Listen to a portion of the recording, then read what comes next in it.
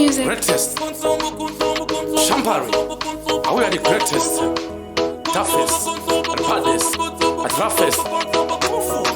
Dini Noah. Yamaga pressure.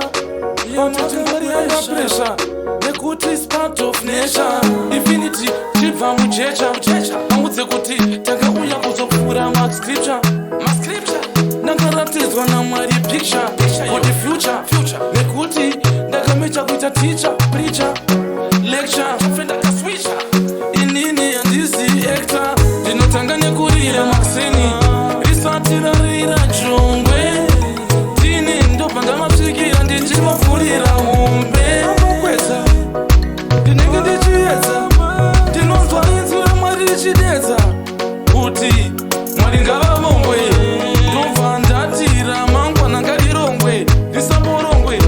Ende tichifamba neshongwe. Apara mhaka yake ngatongwe. Mwari muvavonge. Ndichiti andibvume handingatongwe. Neumambo wekumadokero. Kana pane nharo masisi achoti maloki. Vona kuti atidhomoki. Nzira dzanga vadzibloke. Kana vachida ngavakoke. Hama dzavo dzese. Mwene kuti isusu havatidzori. Tentotarisa patosvika. Rino inogore. Zvataita mungazvishori.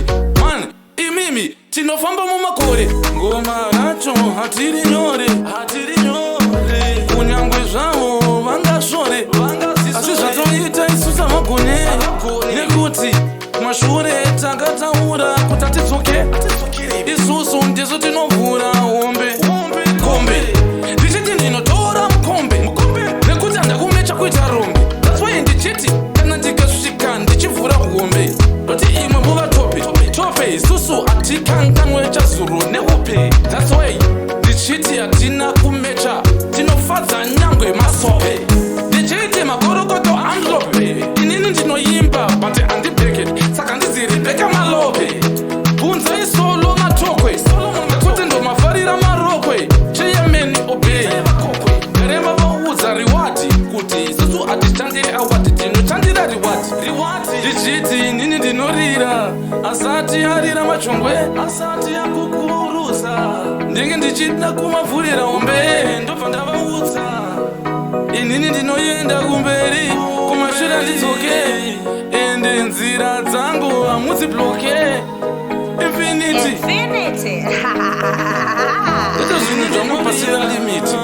Nekuti anytime, any minute, I mean it. Kuti they shall believe it. Kuti mune inolive it.